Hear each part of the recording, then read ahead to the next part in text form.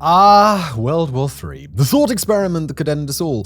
Who doesn't love to kick back with a warm drink and contemplate how we could all kill each other for the third time? You'd think that after having 2 world wars in the first half of the 20th century, the finale of the trilogy would be long overdue. And to some degree, you're right. If the 2020s are anything to go by, so far, we seem to be careening headfirst towards another global conflict. With nations openly flouting international law, a land war in Europe, and tensions seemingly escalating everywhere, it's understandable to be concerned. But if World War III was to begin tomorrow, what could we expect? Who would be the major sides fighting it? What parts of the world would it take place in? And how likely is it really? Well, join us today as we unpack the conflict that you may one day tell your grandchildren about. The last war humanity may ever get to fight. World War III. The scariest thing about the prospect of World War III is its distinct level of possibility. In mid-2024, former Congresswoman and chair of the bipartisan group known as the U.S. Commission on National Defense Strategy, Jane Harman, stated the U.S. was facing the, quote, most serious and most challenging, end quote, threats since the end of the Second World War, including a real risk of near-term major war. Well, that sounds a lot like World War III to me, and it seems that civilians agree. Take the UK, for example. The polling company YouGov reported in 2024 that 53% of Brits thought it likely that there will be another world war in the next 5 to 10 years. Is the UK simply being pessimistic? I mean, it is rainy and miserable there. Well, to be fair, it's not just them. 51% of Americans, the most stereotypically cheerful people on Earth, agreed. In a similar poll. But what would World War III look like if it actually kicked off tomorrow? Well, there's a lot to unpack, but we'll give it our best try. We're going to focus on 2 main things: who would fight and where the fighting is likely to happen. And since this is a video on a hypothetical conflict, we're also going to try and make it a little less doomy and a little more fun, maybe? As fun as you can make World War III.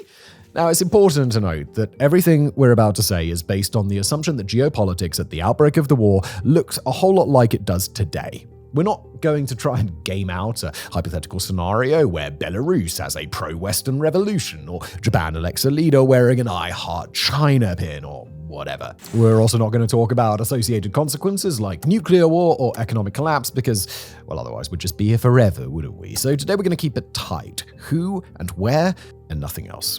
Of course, it would also be here forever if we discussed every single country. While I'm sure in this globalized world, every nation would have its role in such a conflict, are we going to focus on 3 main categories: major global players, obvious alliances, and interesting side cases.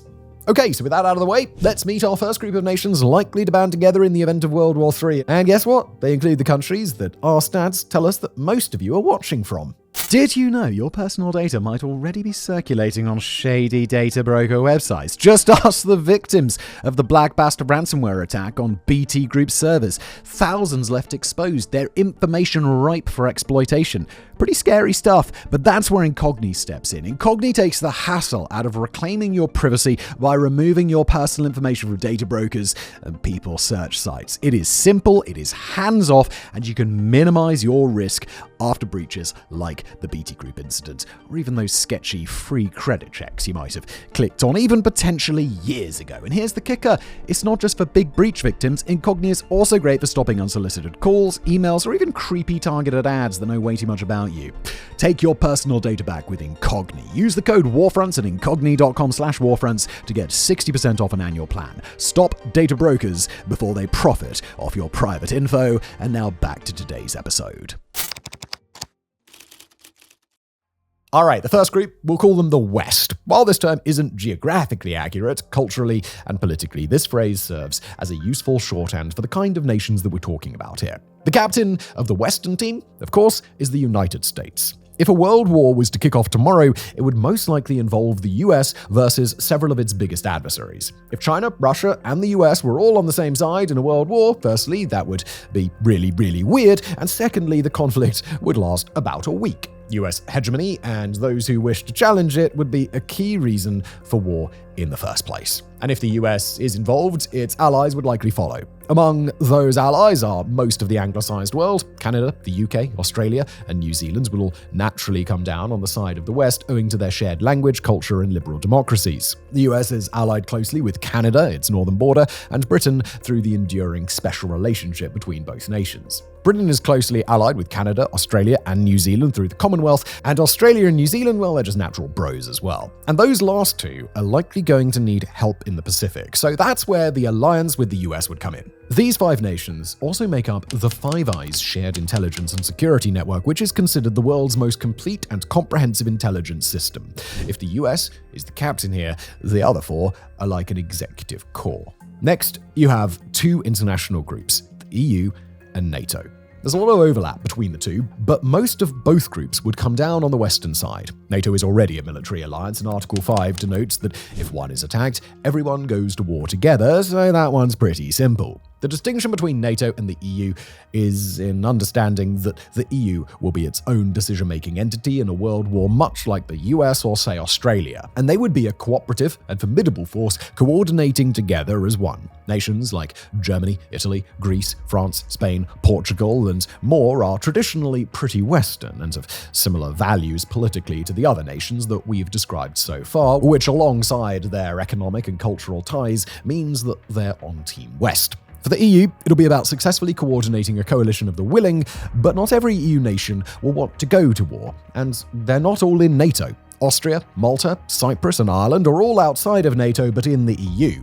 If push came to shove, they might help to varying degrees depending on how the conflict went and if they themselves were attacked. On balance, they'd likely join the West or just not take part at all. 2 more nations that will be keen to join the West side that will prove geographically vital are Taiwan and Japan. Taiwan would be joining out of necessity. If China ever decided to attack Taiwan, owing to the long-standing feud over who is the real China, Taiwan would seek support from the West. Now, we could do 3 hours on Taiwan alone, so let's just leave it there for now.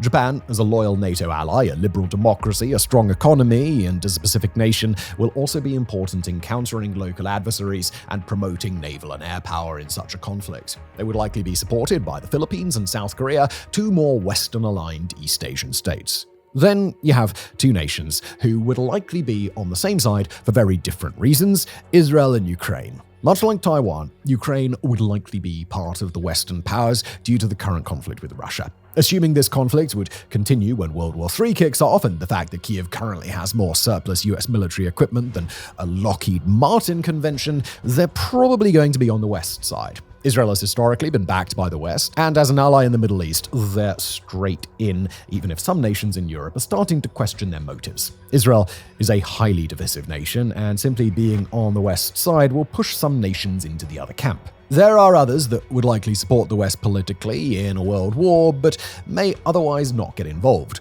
Brazil is a BRICS nation with its own priorities, with an approach to peace building based on non-interference.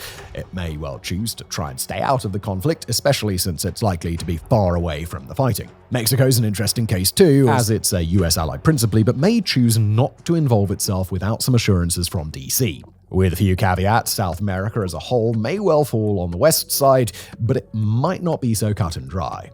And then you have India, which may prefer to stay out of a global conflict, but with a rival superpower in China likely on the other side, it would be difficult for them to stay neutral.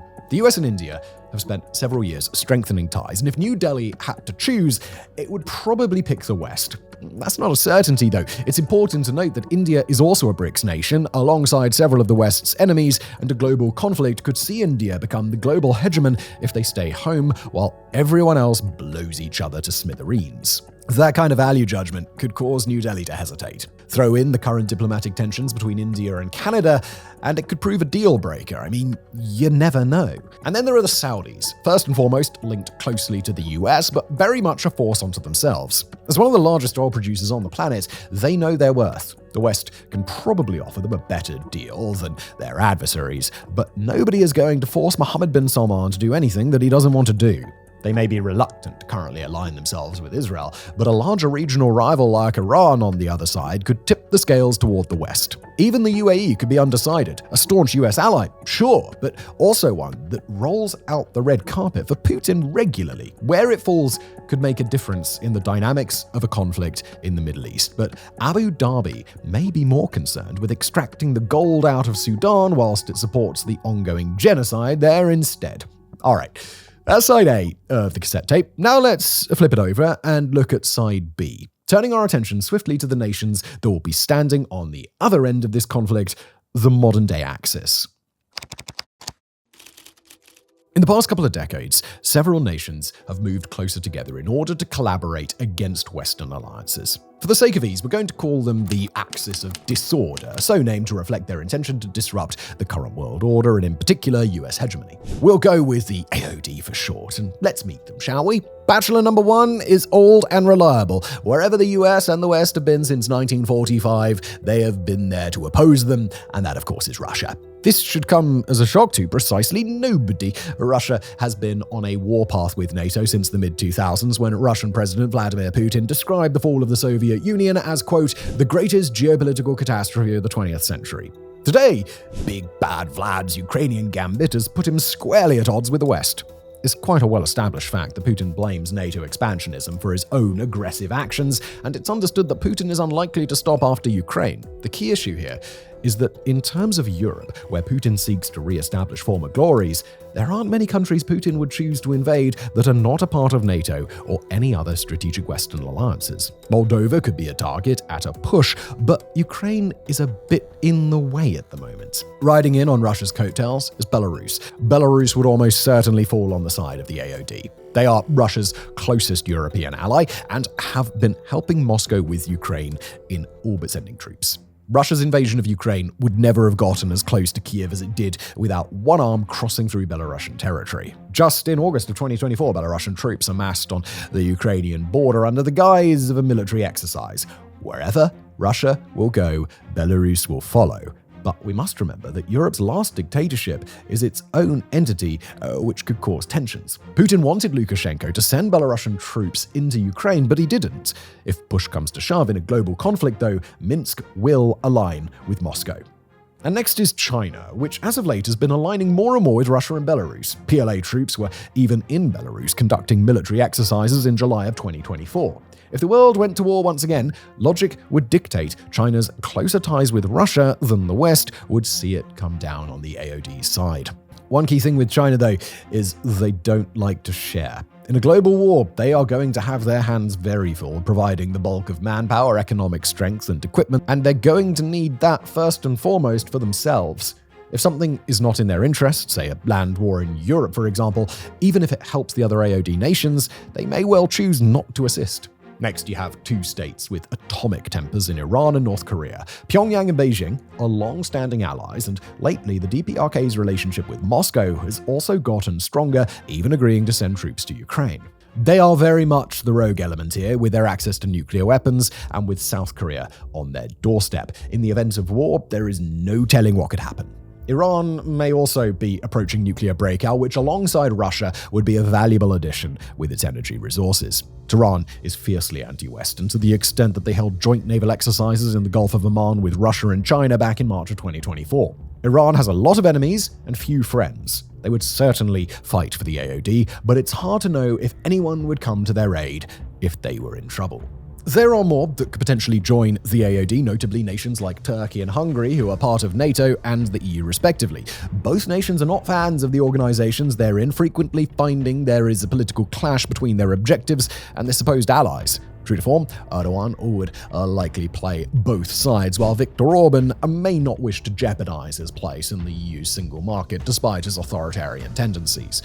Both nations would likely prefer to stay neutral if World War III broke out tomorrow. Likewise, Pakistan is a NATO member, but with close ties to Beijing and seeking to oppose its biggest rival in India, it may choose to join the AOD, depending on New Delhi's allegiances. For Islamabad, it's very much the enemy of my enemy is my friend. Then you have the Central Asian nations, which, sandwiched between Russia and China and with historical ties to the Soviet Union, may feel obliged to join the AOD for security reasons. However, many of the countries here do have solid Western ties, so their chances of joining would mostly be linked to the consequences of not joining. You also have nations like Cuba and Venezuela, whose positions are defined more by their anti-Americanism than any similarities with the other AOD countries. Both are in close proximity to the US and are surrounded by countries who would be likely on the West side. Hence, they might pledge support, but what they could actually achieve may be minimal. After all of that, there are still a few places where allegiances are unknown. The biggest question, by far, is Africa. Some nations, like Nigeria and South Africa, may choose to side with the West if forced to pick, and others may similarly hold on to their Commonwealth or former colonial ties, but it's hardly a sure bet. Many others may choose to side with China or Russia, given the Wagner mercenaries operating security there and the economic clout China has invested into their infrastructure. But these influences could just as easily cause many African nations to turn the other way. A third world war would likely push Africa to fight amongst itself, with more intracontinental disputes deciding who would fight whom. Some could decide to stay out of it altogether. Despite the global scope of this hypothetical World War III, many African nations may take the view that this just isn't their fight. Some of the East African states may be pulled into the conflict based on their proximity to the Red Sea, Suez Canal, and the Gulf of Aden, but it still makes it hard to know which side they may fall on, if any. Africa's mineral resources may also prove decisive, but it's hard to ascertain if this could tip the scales in one way or the other in terms of alliances. You also then have the perennially neutral Switzerland, which, if history is believed, will not get involved in terms of troops on the ground no matter what unless attacked themselves. And then you have two Southeast Asian nations in Vietnam and Thailand, the former moving closer to the US and the latter towards China since its recent coup. Both fall well within China's sphere of influence, so there are uncertainties around how that would affect things. Last but certainly not least, you have Afghanistan, which personally can't see getting involved even despite the US military withdrawal in 2021. To be honest, the Taliban may simply find the whole thing quite amusing. At least somebody else would be getting invaded for a change. Alright, so that was a long look at where a lot of the nations on Earth would likely fall in a global conflict. We tried to cover as many bases as we could, but there's simply no way to get to everyone without a 12-hour video exhaustively listing every country's allegiances. More importantly, now that we know who could be doing the fighting, we need to know where the fighting could occur. In theory, this should be pretty simple. I mean, a world war should be happening across the world, right? And yeah, that's true.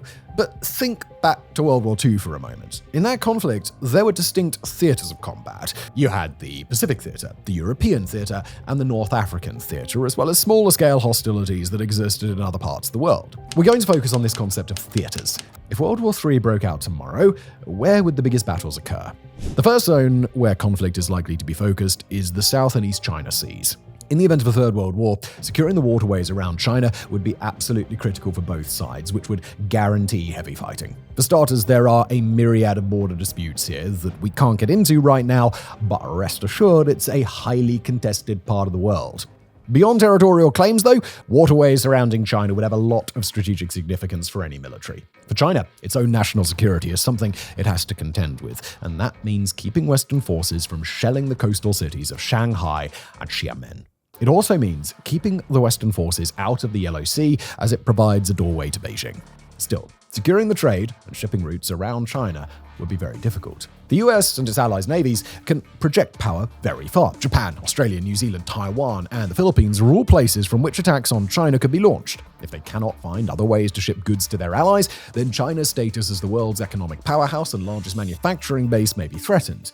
This is all before you even start to consider Taiwan's semiconductor manufacturing base, which is vital for computers globally. China would need to capture it at all costs. The water is not the only place that China may have difficulties, though. They share a border with Vietnam and India, two nations that may well choose the West. India is the biggest issue by far here. As it's overtaken China in population, it will have similar potential in terms of military personnel. Quantity has a quality all of its own, and India could engage directly with China if it deemed there to be any violations of its territory in Kashmir, the Indian Ocean, or Arunachal Pradesh, where China attempted to rename 30 villages back in April of 2024.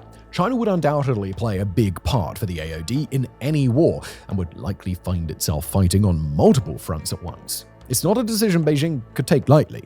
Moving further west, the second place where a world war is likely to be fought is everyone's favorite and not at all contentious region, the Middle East. Like it or not, the Middle East is going to be extremely relevant in the event of another world war, if only by the very nature of the countries potentially fighting in it. On one side, you have Israel, backed by the US, UK, other Western nations, and potentially a collaboration with Saudi Arabia.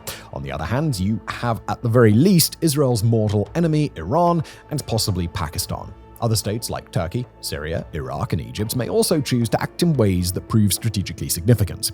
What we're getting at is there's a lot of countries in this small space that aren't exactly inviting each other around for dinner.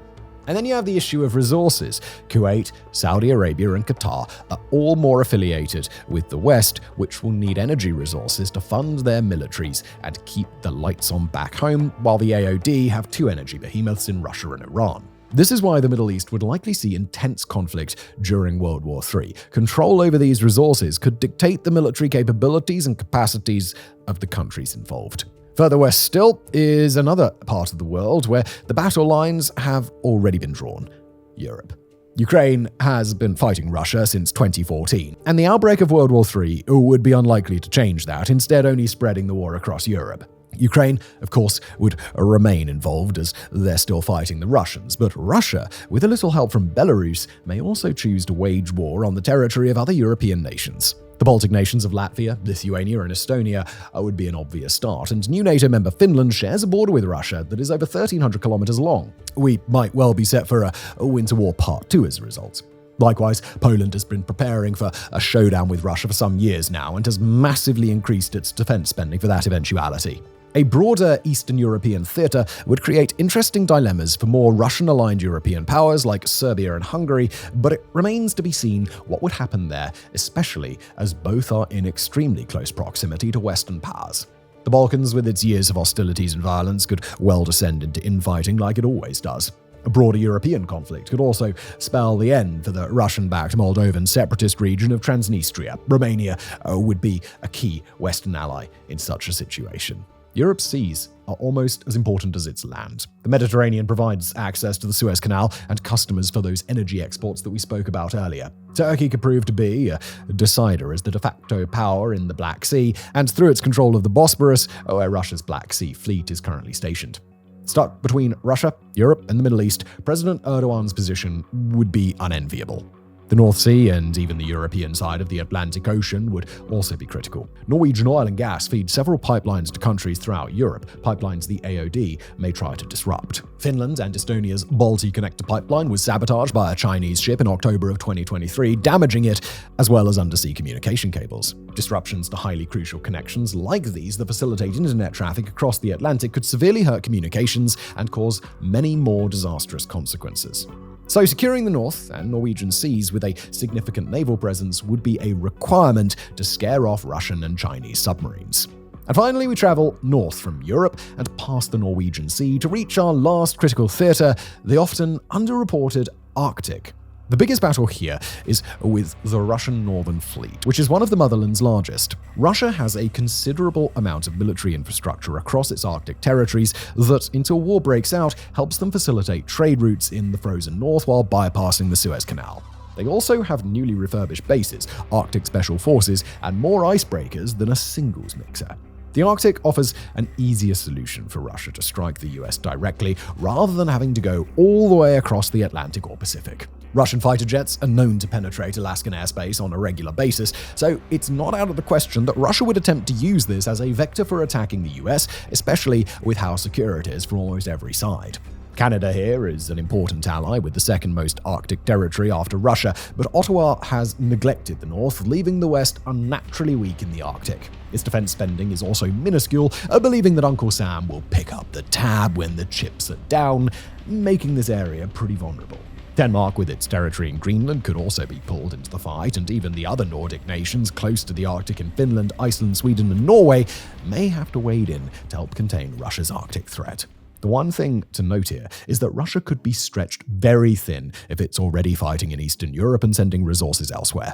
However, with Russia so close to North America in this theater, and with Putin signing a decree in January hinting that Moscow may want Alaska back, it would be strange of the Kremlin not to use this access to attack.